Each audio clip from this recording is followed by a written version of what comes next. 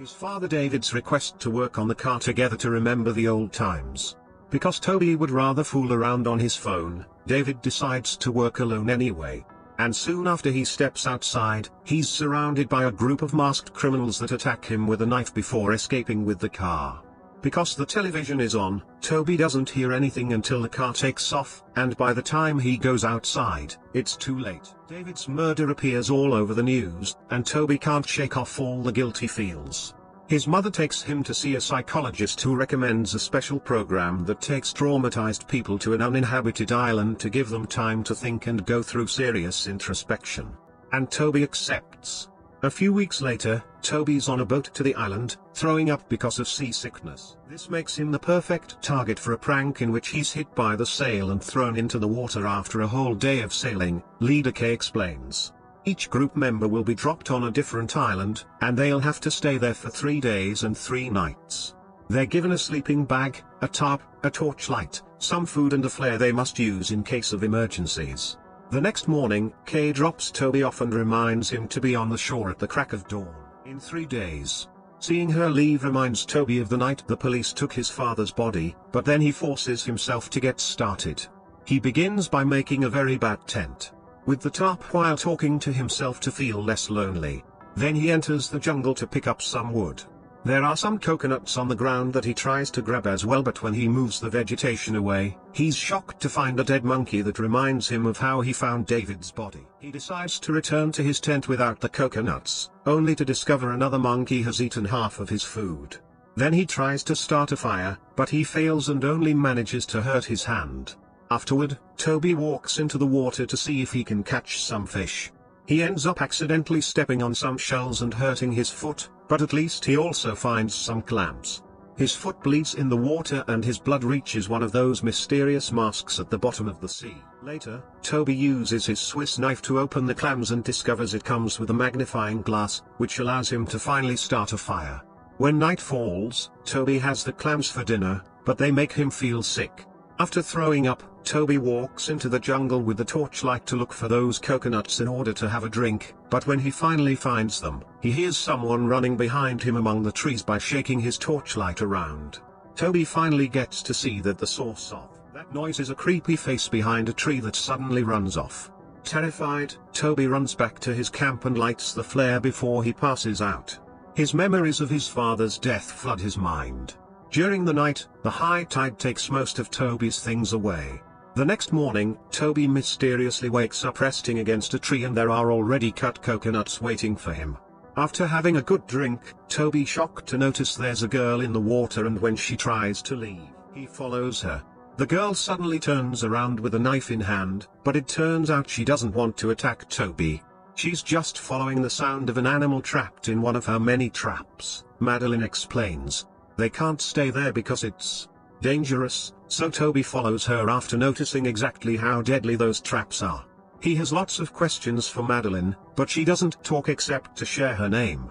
They make it to a dam that was built by missionaries, and Madeline starts a fire to cook her catch and share it with Toby.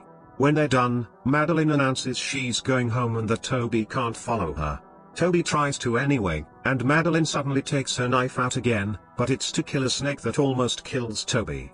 Before leaving for good, she advises him to stay close to the fire because it keeps the animals away, and Toby follows her instructions. Falling asleep inside a makeshift shelter that was already on the dam that night, one of his dad's killers finds Toby and attacks him, but it turns out to be just a nightmare. Now awake, Toby notices the fire's out and tries to start a new one, getting nervous as he keeps hearing noises in the darkness. Thinking it may be Madeline, Toby enters the jungle and finds some thread that shakes some weird decorations on a tree. When he pulls it, the creepy figure appears behind Toby and tries to come closer, but as soon as Toby turns around, the creature is gone. The next morning, Toby wakes up in the shelter to find Madeline already making breakfast. She notices the wound on his foot and takes him with her to find a special plant that will help with it. She also shares she's been on this island since she was a child, and it's only her and her mother left because her dad died. When they find the plant, Madeline applies it to Toby's wound, explaining you can't eat it unless you want to fall asleep. When she puts a bit of it on Toby's lip to prove her point, Toby realizes his lips now numb. The teens spend the day together and Madeline teaches Toby all she knows about surviving on the island, from fishing to making a shelter. In return, Toby tells her about things like high fives and the internet. When night falls, Madeline has to leave again, and Toby notices she's going in the direction of the tree with the weird decorations. Madeline leaves him a spear she made so he can protect himself, and explains that if he comes with her, her mother will kill him. She promises they can see each other again in the morning, but Toby explains they'll pick him up at dawn, and this hurts Madeline, who feels she's being abandoned. Madeline runs to her home in the tree and Toby stays behind to try to talk to her. But when they arrive at the beach at dawn, she doesn't see the boy anywhere. Kay could hear Toby yelling Madeline's name and enters the jungle with her torchlight out to find him. But when she begins hearing weird noises among the trees, she trips and falls, losing the torchlight in the process. Suddenly Kay finds herself blinded by her own torchlight, but when she comes closer to see if it's Toby, the light goes out and the torchlight is thrown on the ground. When Kay reaches out to grab it, she notices two glowing eyes in the dark, and without notice a paw appears on top of her hand. For a few minutes the only noise in the dark is Kay screaming. The next morning Toby wakes up realizing he fell asleep while calling out for Madeline, so he must rush to the beach, but he finds it empty. He sits to wait just in case anyway, and after a few hours he notices a lifebuoy floating around. When he enters the water he finds a whole trail of objects and he follows it to find Kay's boat floating upside down.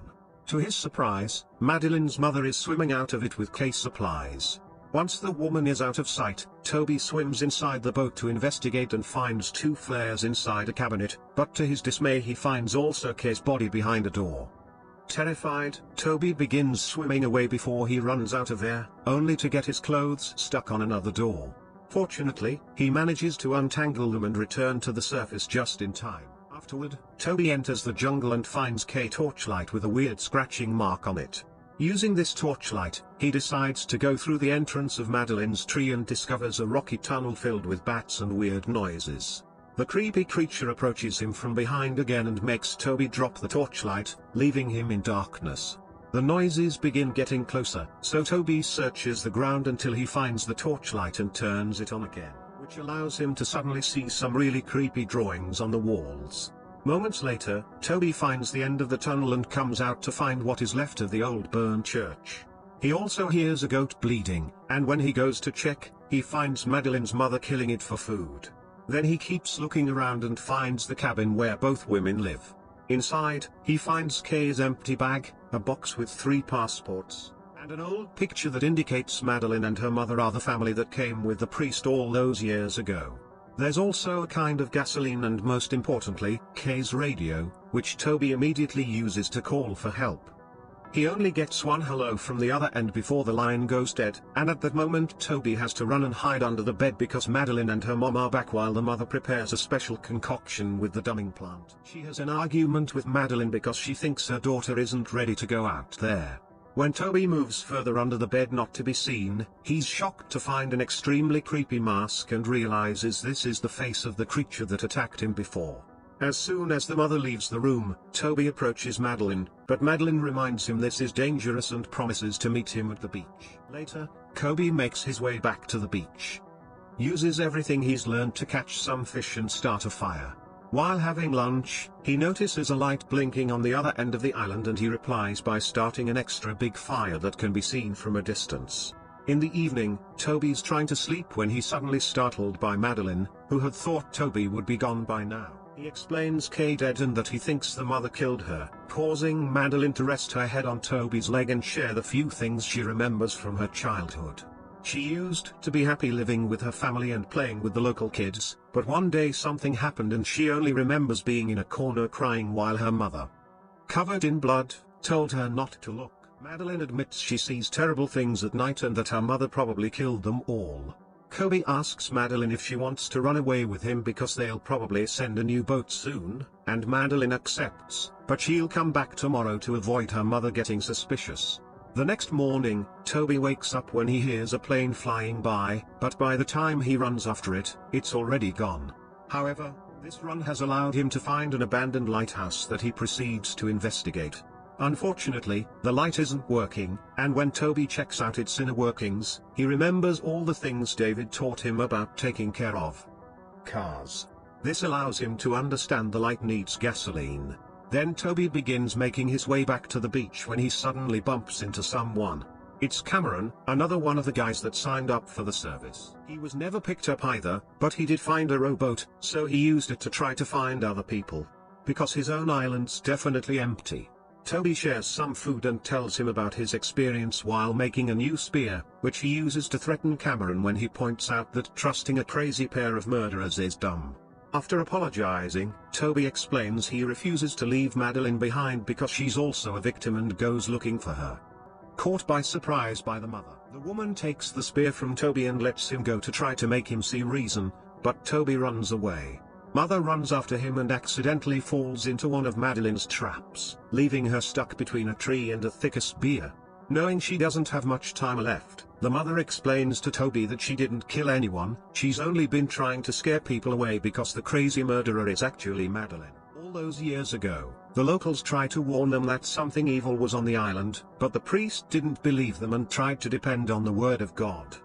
While he and his wife argued with the natives, Madeline took the chance to wander and approach the altar where the locals killed animals as an offering. This allowed the demon to use the child as his vessel in a ritual that matched the drawings Toby saw in the tunnel. It was Madeline that killed everyone in the church and burned it to the ground, only leaving her beloved mother alive. Mother then gives Toby the special plant in a bag to subdue Madeline and points out that she doesn't like the light when she's demonic. Before dying, Mother reminds Toby that Madeline shouldn't leave the island. Meanwhile, Cameron is waiting at the camp when he suddenly hears some weird noises. He enters the jungle to investigate and comes across a bunch of bones on the ground that distracts him from seeing the real danger. A demonic Madeline appears right next to him and drags him away through the trees to kill him.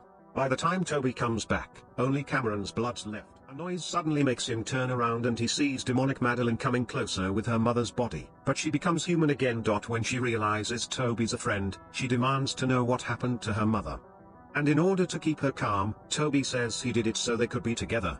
This makes Madeline happy, and she kisses Toby, pushing him to the ground to get frisky. Toby loses the little bag with the special plant when he falls, thus he pretends to be into it to be able to recover it. When Madeline notices, she growls and begins to change, but Toby manages to find her spear and uses it to knock her out. Then he puts the plants in her mouth to keep her subdued and uses some vines to tie her up.